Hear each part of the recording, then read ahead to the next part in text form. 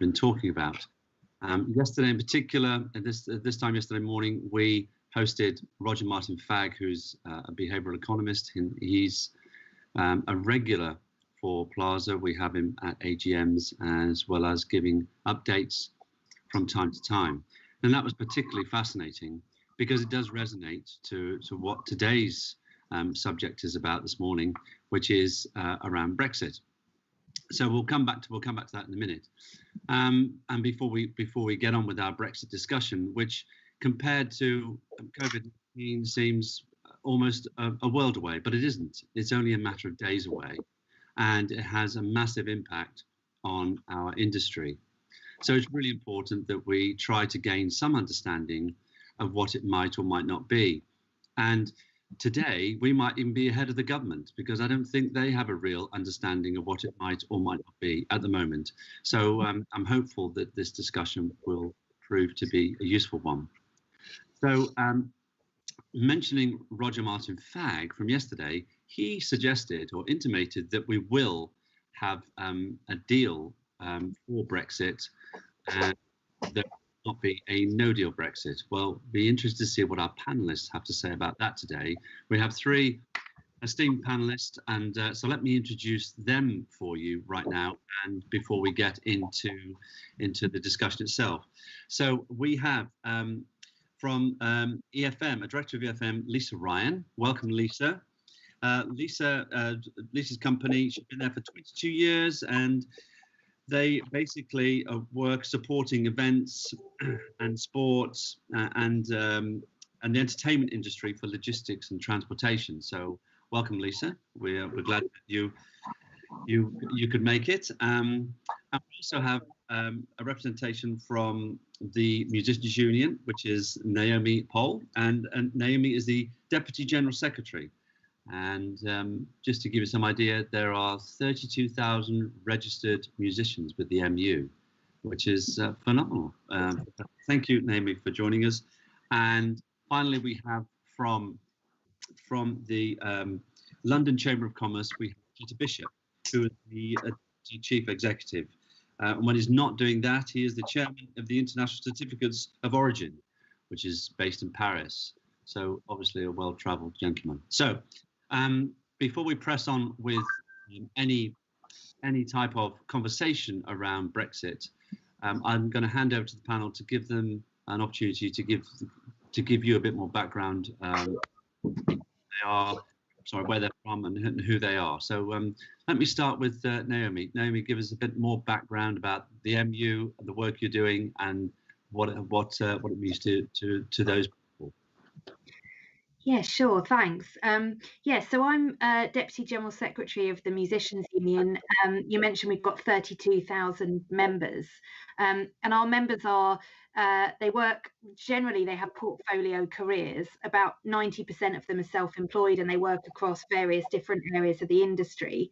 So they might do a bit of gigging, they might do some studio session work in the week, they might do some freelance work with an orchestra, do some music teaching, and that's how they make their living. Obviously, during the COVID-19 crisis, most of that work has fallen away. So our members are already in crisis, and already a lot of them are in financial hardship at the moment. Brexit looming is obviously something that, in a way, it's gone a bit onto the back burner, because I think we talked about it solidly for a couple of years. It was on the agenda for every meeting that I attended, and the COVID-19 crisis has somewhat taken over. But it is something that's potentially a major issue for our members. The biggest issue for them, obviously, is touring in the EU. They've been used to freedom of movement, and it's given members an opportunity to access work opportunities in the EU. And one of our members, when quite shortly after the Brexit referendum, started to send us postcards from different territories in the EU that she was working in. And she was she's a freelance orchestral musician. She would go and do kind of one-off concerts, or just a few days in one territory, move on and do an engagement in another territory. And she'd be doing that on kind of daily basis. And a huge amount of her work takes place within the EU. So for her, really presents an enormous roadblock for her. We've been lobbying for a musician's passport or a touring passport, which we would like to have in place for a 2-year period so that our members can freely work and travel around the EU in the 2-year period. We've had a lot of cross-party support for the idea, but we've had nothing concrete. And looking at the text of the draft trade agreement, there's nothing in there at the moment specifically for musicians or performers and crew. So, you know, at the moment, we're still in a position where we've got no real assurances that our members will be able to tour and do the work that they do in the EU now, without, you know, additional admin, additional cost and bureaucracy and the challenges that carnets present. So it's something we're still lobbying on and still working on, but we haven't really had access to anyone who's doing the drafting or the negotiating. And it's something that we're also working on with UK Music, which is the umbrella body for the commercial music industry. So there's a lot of different interest groups there, not just musicians, but also labels who are looking at the issues around exporting into the EU, and also the live sector, who a lot of the time will be trying to organise the work permits that are necessary if there's a major tour going on. So it is something we're very concerned about. Obviously, we're preparing for a no-deal Brexit, but at the moment there's not a lot of information we can offer to members. But I can talk a bit more today about the work we've been doing and what we're asking for, and what might be the situation for musicians. Brilliant. Thank you, Naomi. A really good introduction. Appreciated. Now, you mentioned that Brexit was on the lips of everybody every day, and it was. And we held a joint Brexit kind of seminar in London about a year ago, I think it was. Peter was actually presenting at it, I do remember, and it was with the MU, the Music Industries Association. We did it with, and of course it was highly I think toxic isn't the word, because there was obviously a lot of feeling about the fact that we were leaving Europe, and the people in the room didn't want us to leave Europe. Yes, you're right. As soon as COVID-19 arrived, that all slipped into the background.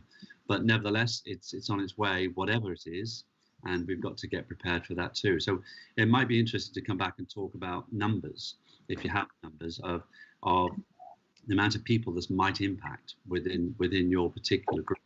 And so, yeah, we'll come back and talk to you in a moment, but thank you very much.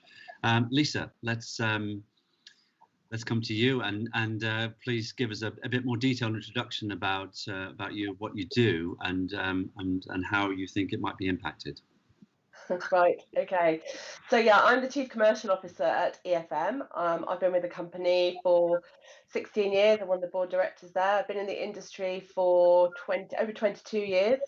And we basically are a logistics company. So air freight, sea freight, trucking, carnet, customs clearances, all the whole remit of logistics. But we specialise exclusively in working in the events, entertainment, music, sport, exhibition arenas, so all the kind of broad spectrum of our industry. We work with many of the Plaza members, lighting, sound, all different rental companies you'll be well aware of, transporting equipment around the world and back, not just within the EU, but broader territories. We have been, obviously, we will be impacted. I've been asked many times to comment on Brexit. Obviously, being in the logistics world, it's a question that everybody's asking. All our clients are asking us. We did some very early consultation with the DCMS in terms of representing our customers, the range of customers we work with, and what the typical challenges would be for those customers with Brexit, with a no-deal Brexit, particularly, what that might look like for them. I've had so many clients in contact recently asking about how it will work. I would love to have the answer to that question, but sadly, no one knows how it's going to work at the moment, aside from the obvious view of going back to the old days of having to use 88 carnets, which feels like a big step back, you know, after freedom of movement of goods. Like Naomi said, in terms of the people, there's also the equipment to get around. Typically on a music tour, a lot of the artists historically would come from overseas and start a tour in the UK and then go off into Europe. So how's that going to look for them? Will they come to the UK first still in the future? Will they come to the UK at all? How will that look? You know, how will we handle that from a customs perspective? The easy part that there are countries that are already raising carnets and using carnets for customs and moving their equipment in and out of different countries freely. So, you know, from that perspective, it is a tried and tested formula. But not every country accepts carnets on a global basis. So not everybody will be able to raise a carnet to come into the UK. And from the perspective of people who are in the UK, particularly artists who are maybe just starting out, they've not got budgets, you know, carnets cost money. There is an administrative burden. If it's a land move going across from the UK into Europe, there's horrendous talk of huge backlogs at the border and trucks getting stopped and traffic building up in Kent and all this kind of scaremongering that's been going on. But, you know, there is a real consideration. There will be time constraints. The days of doing back-to-back tours and shows of, you know, in and out, in and out, in and out, how's that going to look with potentially the requirement to have customs clearances taking place that weren't there before, that will have a time impact. So yes, I'm working with sports teams. I've got, you know, broadcasters and sports teams who are, unlike the musicians, are already going and competing. We had equipment going to Roland Garros for the French Open tennis recently, broadcasting equipment. We've got equipment for sports teams that are going off to warm weather or high altitude training camps and things over the winter season.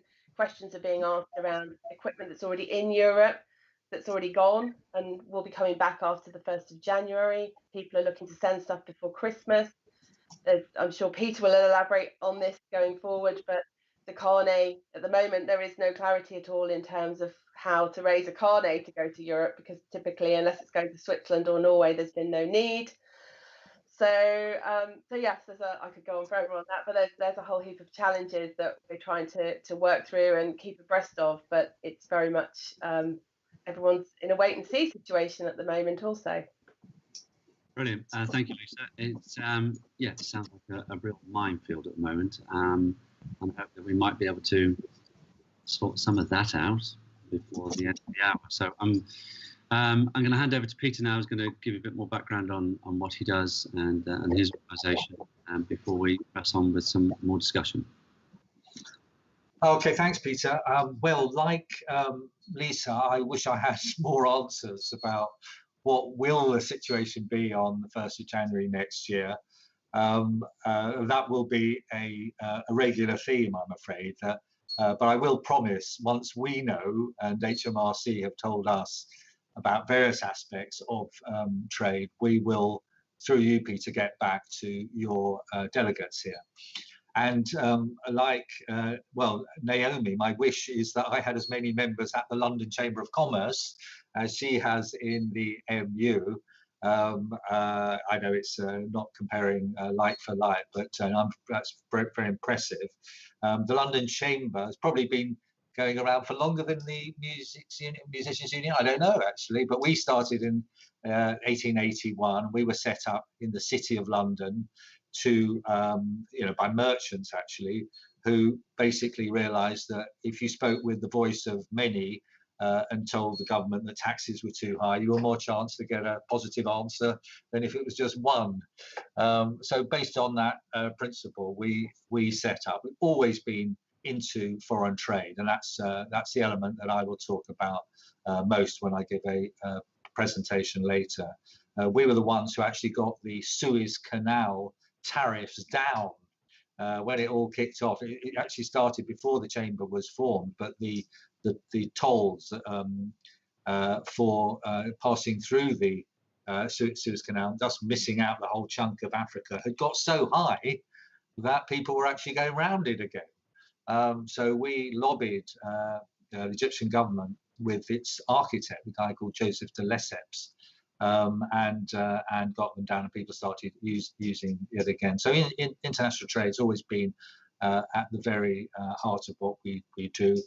Yes, for the last 6 months, we've been very focused on COVID and helping our members get through it, and had some successes with government changing their minds in various areas. But of course, yes, the reason we're here today is that, you know, in the background all that time, despite the fact that we've had a couple of rehearsals for this, coming up to March 2019, up to October last year too. This is now, you know, if two things can be front and center, then it is COVID and it is the end of the transition period and leaving the EU. I don't know, Peter, whether you want comments on the whether there will be a deal or not. Are you going to come back to that? Yeah, I'll come back to that. I'll come back to that. Yeah. All right. Well, that's probably enough for me for now. Brilliant. Thank you. Thanks for the intros. For those of you watching, if you have any burning questions, then feel free to send them in. We're going to be looking at those questions later on towards the close of the session, which is around 11 o'clock. So yeah, please do send your questions in, and we'll answer as many as possible. But just to start it off, we're going to go back to Peter, who's got a number of slides which he wants to run through, and then I will then attempt to ask some intelligent questions to the panel to see if we can learn anything from what they hope to achieve, or what they hope the government achieves in the process of us getting out of Europe. Over to you, Peter. Okay, thanks. Thanks very much. And I think a couple of my slides are going to come, or first slide is going to come up now through Jamie, I think. Anyway, until it does, let me just say, okay, you've heard that I am the Deputy CEO of the London Chamber. I'm also the Chairman of the International Certificate of Origin Council, which is something run by the World Chambers Federation from its HQ in Paris. Previously, I was the chairman of the World ATA Carnet Council. You heard Lisa mention carnets. I'm sure they'll come up quite a lot in our conversation. But as well as that, for 18 months up to March 2019, over that period anyway, I was seconded to the Department for Exiting the European Union and the Cabinet Office on a kind of, you know, one day every now and then basis to give my input on origin rules, Northern Irish border too, actually, at that time. And there's been such a hell of a lot of work going on at lots of levels, and I was in with the civil servants there doing an amazing job, I must say, of trying to make sense of it all. And since June 16, when the referendum happened, the first round of presentations that I used to give on Brexit, as people were trying to get to grips with this, there was a lot of background to be given, a lot of history, and I was using acronyms all the time. So ECSC, the European Coal and Steel Community, EEC, of course, ECU, ECU, the ERM, the CAP, and then the big dates were 1973, 1975, 1992, which was the end of the so-called completion of the internal market. And the figures that were popping up all the time were people like Schuman, de Gaulle, Lord Cockfield, who we sent over to, or Margaret Thatcher sent over to Brussels in the mid-80s to give the push to the single market. And who can forget Jacques Delors too. All of that is now history, and the only date that is crucial currently is 1/1/21, and I think that is 78 days from now, just 78 days. Hopefully, with all the other things going on as well, but with this Plaza event, it will go some way in helping the delegates prepare. Now, I can't see my slides, so I don't know whether they're coming up, but the next slide is meant to be on what, oh yeah, so next slide, please, yeah. Okay, yeah. I can now, yeah, thank you. So what I will focus on is the documentation that the London Chamber is associated with in cross-border trade. So I'm talking about certificates of origin, a new one for us, which Lisa mentioned earlier, customs declarations and carnets. But I will start with where we are now. So that's the next slide, please. Earlier this year, the government published the first global tariff for the UK for 47 years. Naturally, as part of the EU, we're part of the common external tariff used by them. So it is packed with the duties, the levies, the requirements, the VAT treatment. And whereas it was actually something we subscribed to, I mean, the Chamber, we had two copies, massive tomes in 3 volumes with updates. It's now free if you go to your search engine and go UK global customs tariff. It is, if I'm looking for things that improve our potential trade, then I'd say that UK tariff is one of those. It is a simpler tariff. Things like so-called nuisance tariffs, any duties below 2% have gone. Overall, the average tariff rate has gone down from 7 to 6%. So that is a good thing. While I'm on the tariff, GSP, the Generalized System of Preferences, whereby we, as part of the European Union, gave beneficial tariff rates to goods coming in from less developed markets. That is being transposed totally, and we will echo that in the UK global tariff. Another good thing, I would say. To complement that, there's a new border operating model.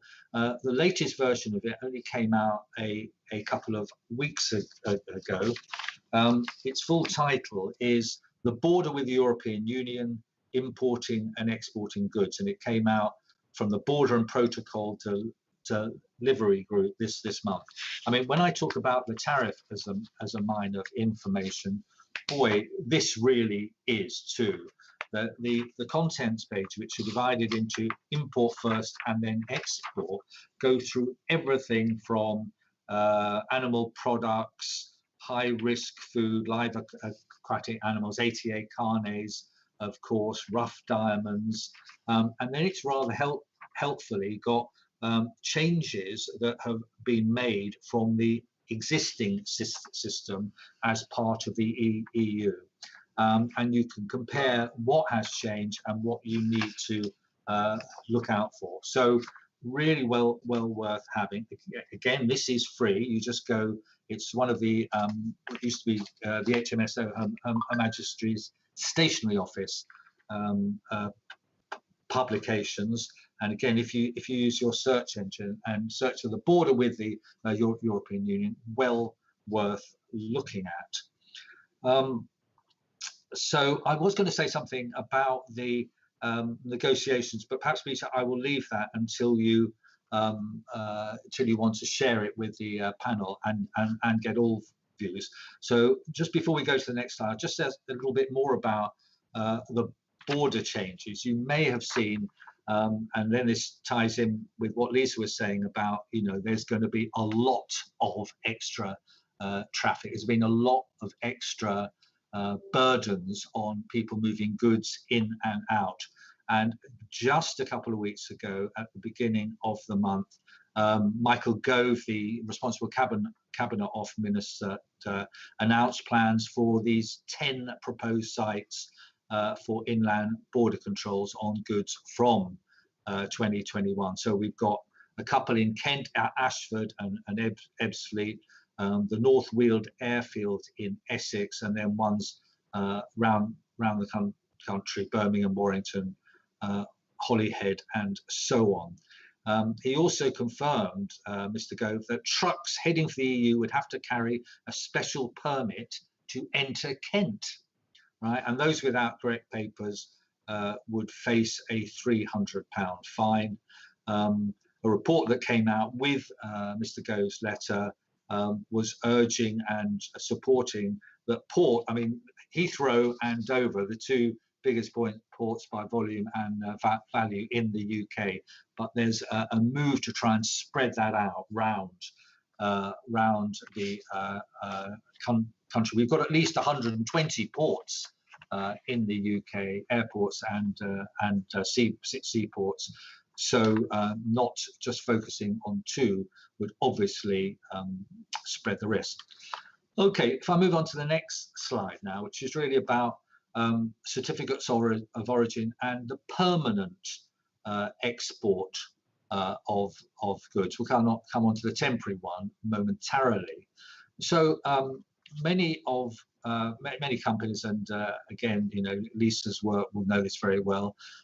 Many companies, when they export, they are required by their buyer or sometimes by the overseas authorities to raise a non-preferential certificate of origin. Sometimes it might be because the payment method, the documentary letter of credit, for example, calls for, as well as a packing list, an airway bill, invoice, a certificate of origin issued by an authorized chamber of commerce. Sometimes it might be because the importer wants to or proposes potentially to re-export those goods, so feels a need to have the origin of the goods confirmed.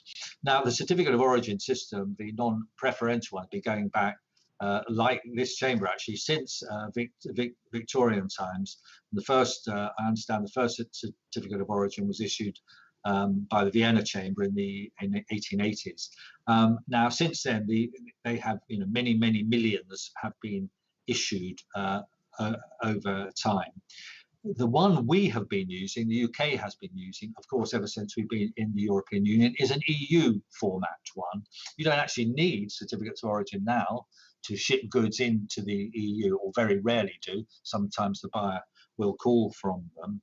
But the format that will be called for, that will be used from the 1st of Jan, which has been proposed and accepted through the Department of International Trade. Everything has been prepared.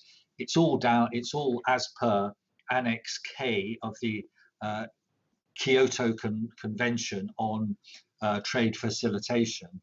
So it is pretty straightforward, but that is the certificate of origin that we, London Chamber, and all the other chambers in the UK that issue these will be using from the 1st of Jan. The only difference is that I expect it to be called for much more often than it is now from buyers in the EU. So I'm afraid another potential rafting up of the administrative burden, the bureaucratic burden for traders. That's called a non-preferential certificate of origin, because it doesn't bestow any tariff preference. It doesn't mean that instead of paying 10% duty, you pay a lower one. The preferential certificate of origin is one which is called for or usable under free trade agreements currently between the European Union and many nations overseas. I mean, it's about 70 nations covered by 40 free trade agreements, FTAs. From the 1st of January, the position is not totally clear yet, but certainly a replacement for what is now an EUR, which is used for the UK goods as part of the EU, if they comply with certain origin rules in accordance with the FTA, getting a preferential import duty into one of the 70 countries. And those countries can be European, like Switzerland, Iceland, Finland, and so on, but not EU. Of course, that's a single market. They can be in Asia, they can be Mexico, South Africa, and so on.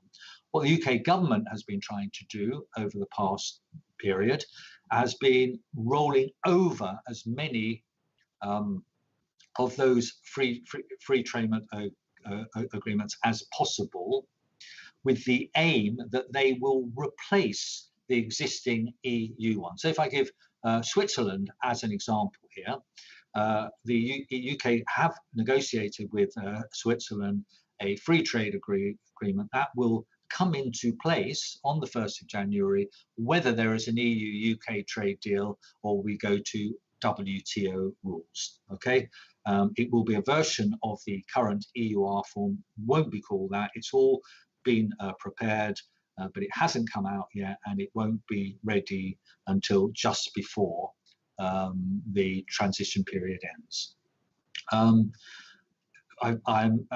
Since we have left and the transition period has begun, the UK has negotiated a trade agreement with Japan. So of course I alighted on it and to see what the origin requirements were or are. That hasn't happened yet, I'm afraid, although it came out I think in May or June. The actual text of the FTA hasn't come out as far as I'm aware, and so I don't know, but I'll be looking out for the use of registered exporter schemes where people would have to sign up for, and then maybe instead of a certificate of origin being called for, some certification of the invoice or some statement on the invoice by the exporter who's a registered exporter, which will be sufficient for the import customs needs. If I get to the next slide now, I'll just say a quick word about customs declarations. Again, Lisa mentioned this, but she didn't put the numbers on them, I don't think, but it is quite stark. All the time we've been in the European Union and single market, the customs union and single market, around, in a given year, 50 million, 55 million customs declarations are made to evidence an import or an export.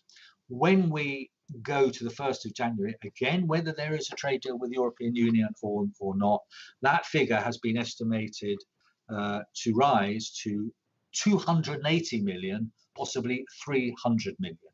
We do a lot of business with the European Union. We import more than we export overall, and so that's why that figure is going to go up so enormously. We, London Chamber, and the chamber system in the UK have been, or it's been hinted at that we've been asked to step in by the government because the customs brokers and freight forwarders and so on accept that this is such a massive rise that they will need, or help will be needed in order to service the requirements of all the new cross-border transactions that need to be evidenced. So we will be going out to customers and indeed freight forwarders too, to say, look, can we help? We've set up here at the London Chamber a unit, a customs deck unit that will be issuing from the 1st of Jan. The good news is that the government did have the foresight to put a pause on the requirement for import declarations until the 1st of July next year. They will have to be summarized and recorded at some point, but it will only be exports that you will definitely, at this moment in time, have to make a customs deck thereafter. Okay, if I go on to the next slide now, because I was talking there about permanent exports, but of course temporary exports are a key part of, I think, what this audience today will be interested in. So when musicians or events or trade fairs or exhibitions involving the movement of professional equipment from one country to another, then one of the options in over 70 countries worldwide, 70 countries who have become signatories of the Istanbul Convention or the previous convention on the temporary import and export of goods.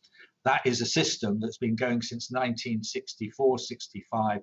It's a tried and trusted system whereby somebody who wants to move goods and then return them in the same state to the UK will not have to get involved in paying customs duty in market or VAT or anything else other than in import and export licensing. It doesn't override that. But that, of course, has not needed to apply. The 80A kind is not needed to apply until the 1st of January 2021 in the European Union. So from that time, again, whether there is a deal or no deal, there will be an option for people going into France, Germany, Italy, and so on block, right? So you wouldn't need a carnet for every single state. It would cover the whole area. That will be available to them. We made amendments to the carnet form so that on the front cover it indicates that we are a separate independent country from the European Union, and similarly on the back cover too. Other than that, it's all as people know, it is a complex form because it is a 33-month one. Well, that's one reason why it's sort of fairly complex. It gives customs, both sides of the borders, as it were, time to assess whether they've got demonstrable evidence that the goods that went out are the same goods that came back, and that every possible avenue has been explored in order to make sure that A, they are not deprived of any customs duty, but B, that the transaction has gone as it should. We are in the process, we were pre-COVID more heavily than now, translating the whole carnet process into an app, something called the Mercury project, which we're working out with our colleagues in Paris, the team that took over when I stood down as chairman. We will have more on that, but it has we are extending the pilot phase for that, and COVID really has made its mark there.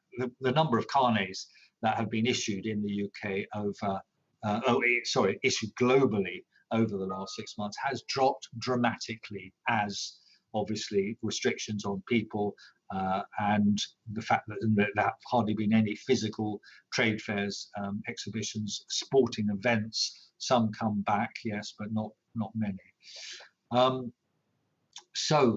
Now there are two particular issues which I'd love to be able, that's the next slide, please.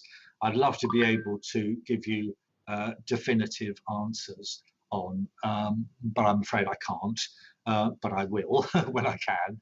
That's journeys to and from. So if I'm moving goods from the UK to, say, France, the others in December 2020, and I know I'm bringing them back in the new year. That will cross the bridge, the time bridge, and so am I able to take out a carnet now, or should I take out a carnet? How will I deal with the customs angle on that? We have suggested to HMRC, without getting too much into it, that we would issue a Brexit carnet, which would be yellow vouchers only, which would show export and then re-import when the goods come in, where we think, and that's a solution we've also put to our European partners who want to do it the other way around.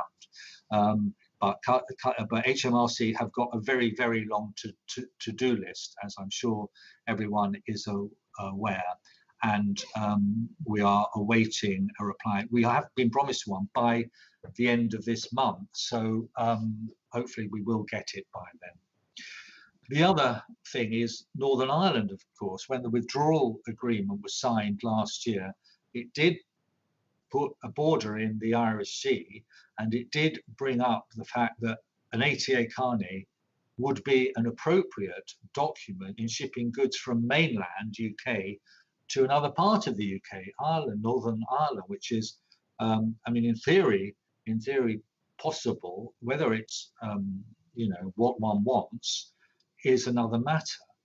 So again, that's in the sort of pending tray with HMRC, whether that needs to be done. There are simplified procedures for Northern Ireland, so it's in, you know, I'm not sure, I don't think it will be used, or indeed should be, but it's still, but I can't actually give an answer on it. Yeah. And then when I talk about Northern Ireland, I can't help mention the Republic of Ireland, which has got a special relationship with people with the UK. And again, there are certain proposals around for it being unnecessary to have a temporary import regime with Ireland, with the Republic. Again, I will have to come back to you on that. Now, my final slide is really just some key sources that are around. There is so much information out there. There's, you know, probably too much in a way, but you actually need someone to curate it for you. Some companies have been able to appoint a Brexit or an EU exit champion. Others have the ability and the finance to go to the big four or similar. I mean, ultimately, you know your business best. You know what you want to do, and so, you know, you're not going to get all the answers even from the sources that I mentioned. But we, London Chamber, have set up for the second time round, having had an EU Brexit desk before March 2019 and October 2019. We've now got an EU exit hub, which is, of course, not only going to cover trade, but people, services, data, all the myriad of other things that are going to impact. And as I said at the outset, 78 days to go.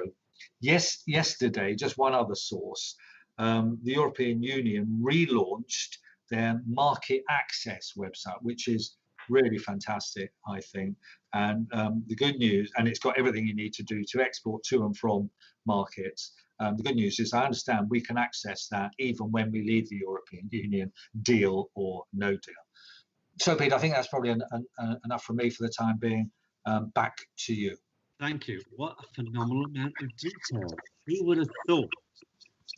I know, we knew it was going to be like that. We knew it was going to be like that. Thank you, Peter.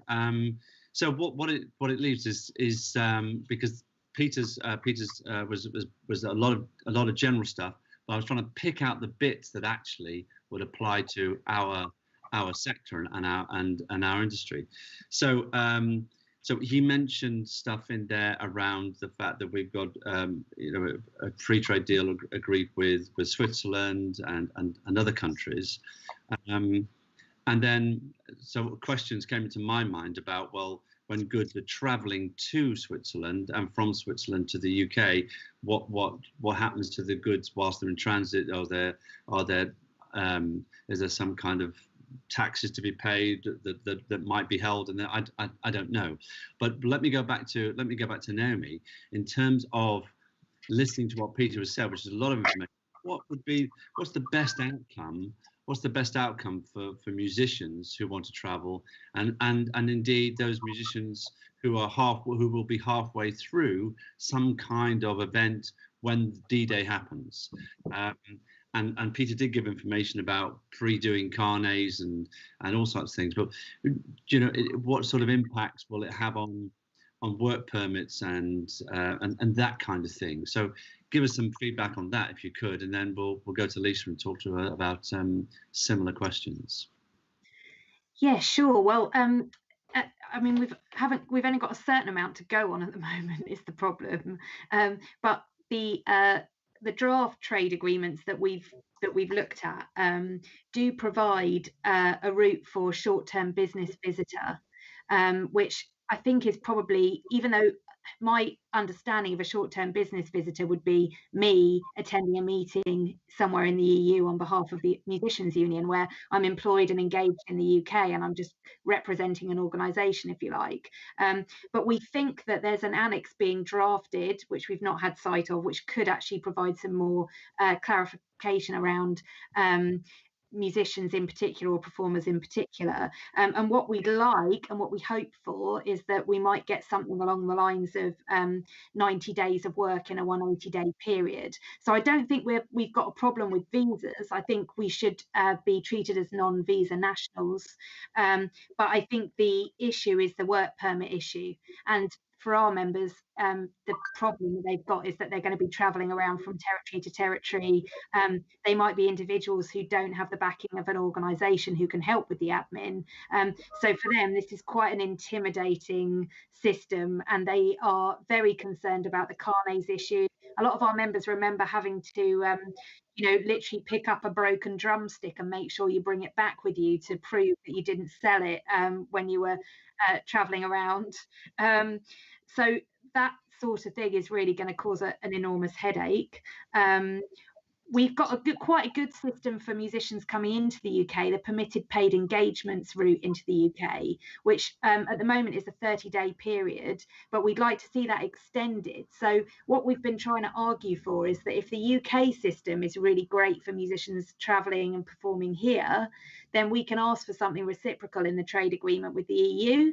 So I think that's been our approach. We've got permitted paid engagements and we've got permit-free festivals where a musician can come and perform at a festival, but that's at the moment just it's a sort of one-off engagement at a festival. It's not multiple entry. I mean, we're going to get information out there for our members as soon as we have it. We're still making the arguments to whoever we can get access to. But I think, just to reassure performers and crew members, I don't think it's visas that we're going to be looking for. I think it is going to be a work permit situation. And worst case scenario, there's no deal. We're going to be flagging up what work permits we're going to need in individual territories and what paperwork we need. That would be my next question about work permits. So is it a permit for the whole of Europe, or would you have to get, when you travel from Western Europe to Eastern Europe, would you need a different work permit? Would you need some different access forms? So hopefully not. Well, we don't know. I think the point is that we want to have an EU trade agreement so that, if there's a deal, then we are looking at something that's EU wide. I think if we don't have a deal, we potentially are looking at per territory arrangements, which could be a real headache for our members. I don't know if Peter's got a different perspective on that, but my understanding is we could be having to advise members on each individual territory and their requirements for permits. Right. Lisa, when it comes to tours and touring right now and moving goods around Europe post January. Well, actually, two questions. One question is, if the tour starts before D-Day and it's still over there, and are they stuck there? Do they have to stay where they are until they've completed appropriate paperwork? I'm sure paperwork will be there in advance. And what about the thought of, if you've got a company that does, a production company that does an awful lot of work in Europe, would there be any helpful advice to them saying, well, actually, to save you moving it to and from the UK all the time, why don't you just get some warehouse space somewhere in the middle of Europe and just to save all the administrative work? Don't know. What are your thoughts? Yeah, I mean, your second point there is a very valid one. I mean, certainly, the days of just kind of rolling trucks in and out 1 week and the next week, I think people will need to have a good hard think about whether or not they want to base equipment in Europe for a period of time, maybe on a permanent basis. I mean, there are a lot of questions. There are a number of big lighting, sound, video companies who have multiple businesses in Europe. And at the moment, they move equipment between Belgium, Germany, Spain, the UK. They move their equipment around to source the needs of the local market. So UK is busy, they bring stuff in from Germany or Spain and vice versa. How that is going to work is going to be fairly, I don't have an answer to that, because a lot of that falls outside of the kind of more straightforward carnet route. You know, if you're going on a tour and you get a carnet raised, you get your carnet stamped going into France. You then you can free circulate in Europe with your carnet. So you've got your carnet, you can go for up to a year, and you can come back again. So that's sort of straightforward once the system that Peter touched on earlier is agreed in terms of getting those carnets raised. Because at the moment, and correct me if I'm wrong here, Peter, but I can't get carnets raised at this moment to go to France, because there is no system in place to do so. So there is, you know, I've got one of my clients, the British rowing team. They're going out in December and they want to take equipment, but I can't raise a carnet for them as things stand at the moment. The way of dealing with that, there is an option for customs declarations here in terms of British returning goods. So that, you know, when we move things generally to countries without using carnets, you know, goods going to the Middle East, for example, which is a common destination for many British suppliers in this industry, you know, when it comes back, they can be declared as returning goods. But it's how they physically prove that those goods left the country in the first place, when right now there is no requirement to do a customs declaration. I mean, the advice we're giving to those people is, you know, to make sure that they've got, if they're traveling on their own, if they're loading up a van and they're going themselves driving off to Europe before Christmas, to make sure they've got copies of keep their copies of their bookings with the Channel Tunnel or with the airline or whoever it might be. Do up a packing list and an invoice so you've got a record of what it was that you took. You know, because that literally at the moment is the best advice that I for one can give people. You know, in terms of raising, comment coming up here. Yeah. But you know, on paper, if you're going to be doing a tour and you're going to be going on a tour to Europe, the best way of dealing with it is to raise a carnet. But you know, a carnet is a cumbersome document. It is a pain, as Naomi touched on. You know, you break a drumstick, technically speaking, that broken drumstick needs to return. You know, it is ridiculous trying to explain that to people. You know, yes, I know you broke your canoe, you broke your drumstick, but you have to send that, technically speaking, you have to send that broken canoe back, because customs need to see that returned again and that the carnet is then clear and cancelled out. And as Peter said earlier, you know, customs around the world under the carnet system have a couple of years to come back with a claim. So you might think you're in the clear, and then a year down the line you end up with, or 2 years down the line, you end up with a claim for duties and taxes in a country that you've been to. All of those factors are all taking place anyway when you're going outside the EU, but those are now going to become an EU problem. And for many companies who up to now are just trading in Europe and are happily traveling, touring, trading, going back and forth to Europe, they're not going to be used to those things. They need to set up their own EORI numbers with customs. They need to register to export and import their goods. There are a number of processes and systems that will need to be taking place that are going to be new to some countries, some companies, sorry. They just won't be familiar with that. Particular, as I said, up and coming, smaller scale companies, artists who are just starting out and just aren't used to knowing how to do those sorts of things. Yeah, Can I come in on that, Peter? That so many good points there, but there is a cohort of businesses in the UK, and you know they'll cover the industries we're speaking about here too, who when they go outside the UK hitherto to do business only go to the European Union, right?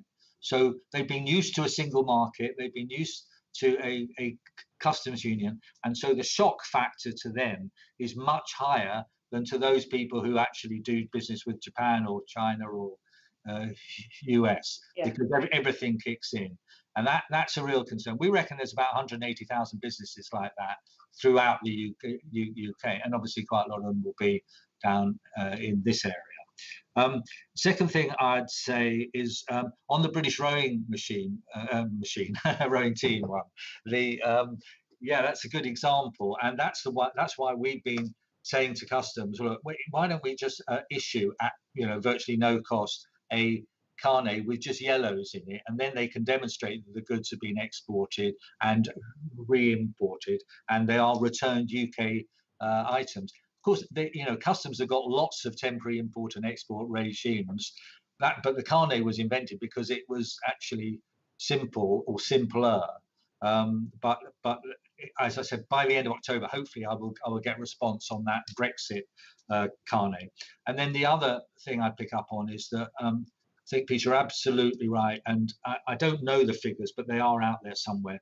So many, you've heard in the financial services sector about passporting, and therefore, if you want to offer your financial services and other services throughout the EU 28, you've got to have an office in the European Union, and that is not the UK now, right?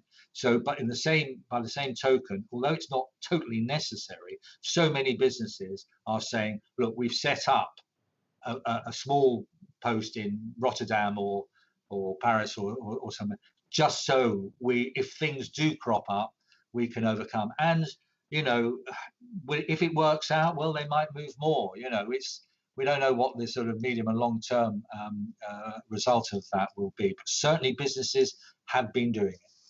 So if businesses decide to have a warehouse facility or something that's based in mainland Europe, but it would have normally been based in the UK, do we have any idea of if 10% or 15% of businesses do that, what impact it would have on employment in the UK? And because obviously they'll be employing fewer people in the UK spaces, looking after the product and maintaining the product, preparing the product, moving the product, and then we're going to all of a sudden then the EU would benefit from more rental, more commercial rental, more work, etc., etc., etc. So is there a point where the government might be saying, well, we really don't want that to happen, and we need to maintain all the employment in the UK, so therefore moving goods across, and we'll just focus on Europe for the moment, has got to be the easiest thing we can possibly do. I mean, the easiest thing was not to have left Europe, but actually, that's happening, so we can't change that. So is the carnet system the most effective way, or does it add much more in terms of administration and cost and potential delays when it comes to preparing and moving those goods with a carnet? Yeah, well, remember, carnet is only for temporary exports, for certain things. And permanent exports. The government talks about frictionless trade. You can't have frictionless trade out if you're not in the same single market, right? You just can't. I mean, we can have a trade deal as we have now with Japan, and we've got the rollover with the Swiss, and there'll be others, maybe USA, Australia, and so on. But that's not a free trade deal in that there's no friction. There has to be evidences that you are complying with the FTA to gain the benefits of it. Understood, but I think the reason I'm saying Europe is that it's Europe. We can get on a train, or we can get on a ferry, and we can be there in a very short period of time. And a lot of the work within our industry and within our sector will be in Europe. So it's that, and it will be moving around Europe. So it won't be going there to stay. And I accept the manufacturers will be selling product into Europe, and it will stay. But once it gets into Europe, it'll be moving around Europe and other areas, because that's the nature of the bulk of the products that we have, apart from products that go into installation. So it's really about that. So the impact of a understanding it can't be frictionless, but minimizing the friction. So what would be the best outcome, do you think, Lisa, for people moving goods around Europe like that all the time? I mean, I think a carnet is the most straightforward. Otherwise, you're into temporary import bonds and T1 documents going from country to country. It can get messy. If you can raise a carnet, it is going to be the best option to do. And the way I see it happening is that you would raise, and Peter might correct me here, but I'm pretty sure that you raise a carnet, it will get stamped into France, and then you can free circulate within the EU still. That's right. Yes. Carnet for the whole of One carnet, yes. Yeah. So if you were going on a tour anywhere globally, you would just raise one carnet, and that carnet will cover you for up to a 12-month period. Right. You can do 2 months, 6 months, or 12. And then that carnet, once it's issued, is like your passport for your person. It's your passport for your goods. And you take that with you and it gets stamped in and out of every country you go through. But the EU, it will be one entry. So you could enter into France, for example, or you might go on a plane and enter in Spain or Germany or wherever. You have it stamped out of the UK when you depart. You have it stamped into the first EU country of entry. And then when you leave from wherever the EU, it will be stamped out again from the EU. Yeah, hang on. And back into the UK. Naomi, from your members' point of view, because a lot of your members will be won't have the luxury of having production crews and production people. They'll have to do it all themselves, and when they'll be have to move their goods around, very much like I did when I was a youngster, and we used to use carnets. Is there a sort of an ideal solution that you're trying to negotiate or lobby for that particular sector of the industry that is on the move all the time, because it has to be in order to make a living, but it doesn't have the capacity to employ third-party companies to say, right, you can bring all my production equipment and you can bring all this and you can bring all that. What would be the perfect outcome for you guys?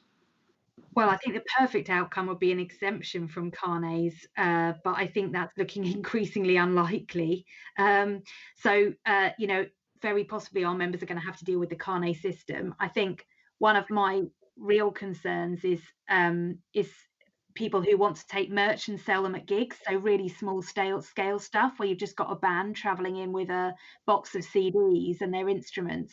That's when carnets, I think, are going to be really prohibitive. Yeah. Okay. Yeah. And what about? And I guess if because what happens certainly in our industry when people are traveling, when musicians are traveling, they end up in a city, they go somewhere, and all of a sudden they buy another instrument. And I guess providing they just keep the receipt, they can move that outside of the carnet. They can just bring that in and pay a tax if there is a tax to be paid. I would imagine, yeah. Okay, I'm conscious of time. It's just after 11 o'clock. I'm just trying to look at the questions. We've had a question here which says the key issue for many of us is how temporary movement of goods will work.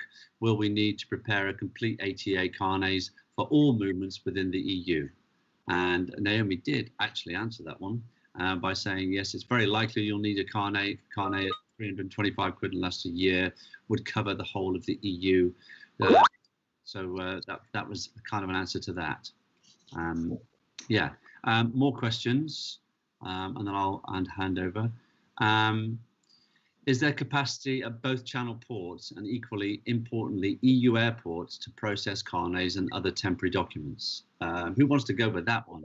Well, shall I start? I mean, it's a very, very critical question. Remember, Customs, HMRC and Border Force are looking at carnets coming in. A lot more will be coming in too. More coming in than going out, actually.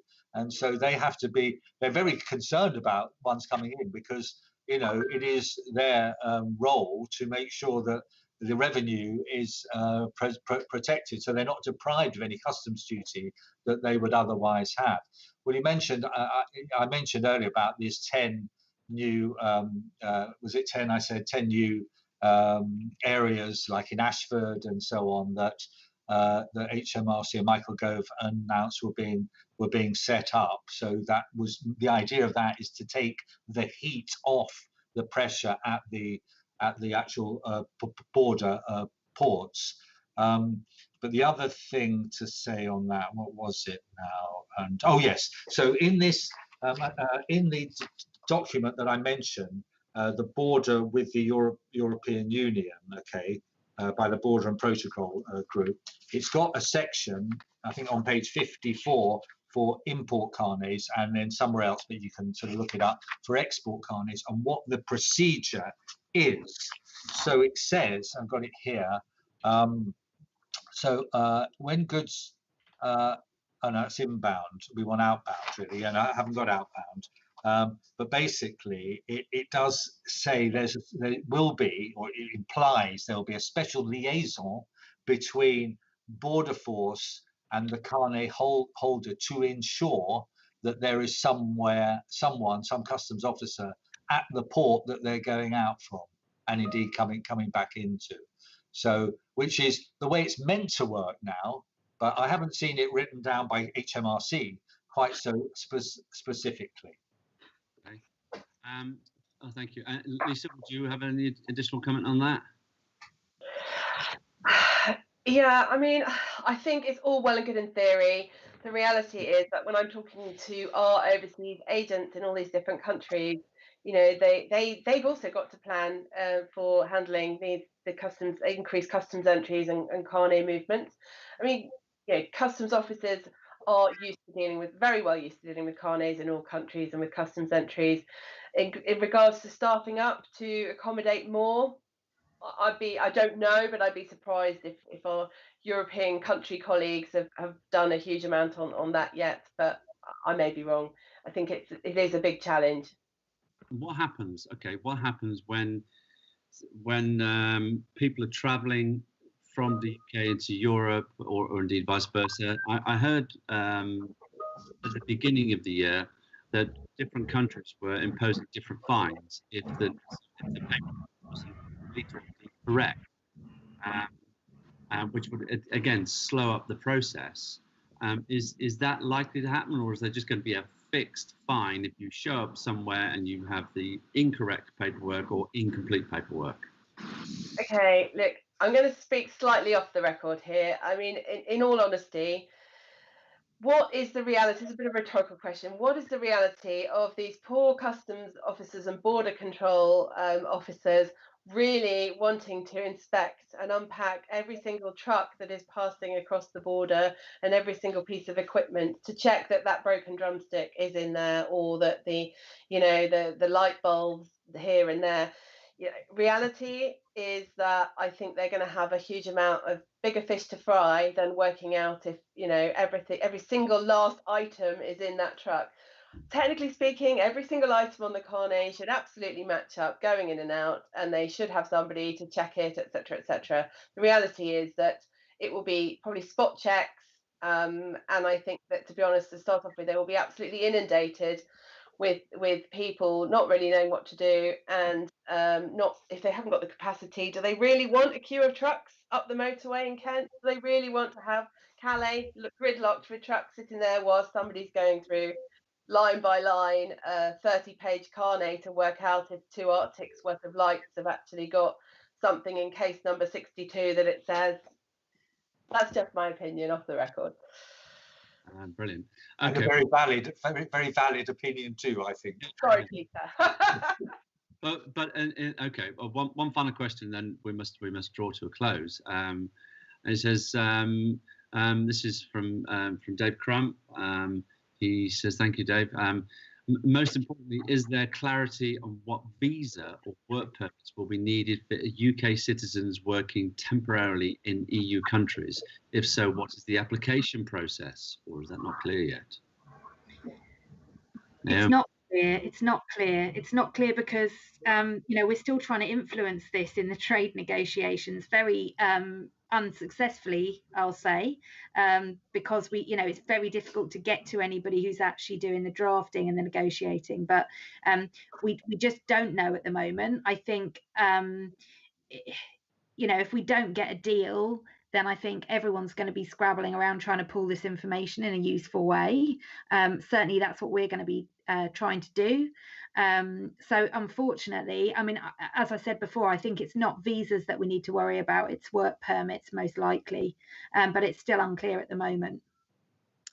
Okay, I'm being told here that we're out of time, which we could go on for longer than this, I'm sure, but I'm told we're out of time. So I think this is one to be, well, certainly for us to keep our ear close to, and we may come back to three of you before Christmas, maybe to do an update for our website or something like that, which I think would be useful, just to keep people up to date with what the processes might be or might not be indeed. But for now, I just would like to thank you very much indeed for bringing so much expertise to this particular session. fascinating level of detail. I'd only really connected with it at the beginning of the year or about a year ago when we were working with the Music Industries Association to put on an event, and of course it's all gone in the background since COVID arrived.